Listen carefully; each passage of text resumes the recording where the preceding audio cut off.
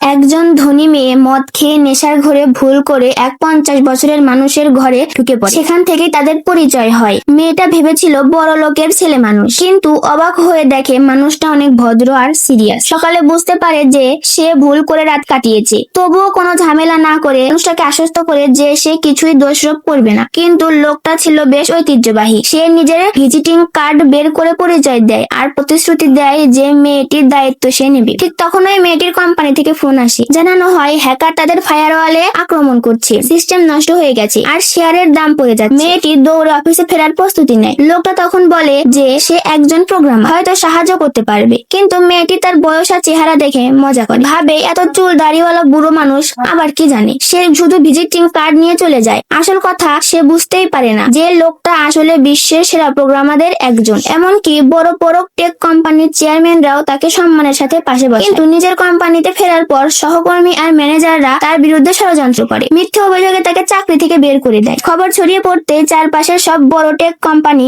তাকে নিয়োগ দিতে ছুটে আসে। আর প্রথমে সেই মেয়েটি তাকে খুঁজতে আসে, যদিও তখনও তাকে মুখোমুখি দেখা হয় না। লোকটা যখন নতুন চাকরির খোঁজে বের হয় তখন ভাগ্যক্রমে মেয়েটির কোম্পানিতেই পৌঁছে যায়। লিফট থেকে নামতেই তাদের মুখোমুখি দেখা হয়। মেয়েটির মনে সেই রাতের ঘটনা ফিরে আসে আর তার প্রতি এক ধরনের সহানুভূতি জাগে। সে এবার লোকটিকে সুযোগ দেয়, তাকে নিজের টিমে নেয়। এরপর তারা একসাথে বড় টেকনিক্যাল সামিটে যায়। সেখানে লোকটার অসাধারণ প্রতিভার কারণে কোম্পানি $10 বিলিয়ন একটা বিশাল প্রজেক্ট জিতে নেয়। কারণ শুরুতে তাদের তৈরি ফায়ারওয়াল প্রতিযোগিতায় মাত্র 3 সেকেন্ডে ফেল করে যায় আর প্রতিদ্বন্দ্বী কোম্পানির ফায়ারওয়াল টিকে থাকে 8 মিনিট। সবাই ভেবেছিল এবার নিশ্চিত হার, কিন্তু তখনই সেই মানুষটা এগিয়ে আসে আর তার দক্ষতায় বদলে দেয় পুরো খেলার ফলাফল।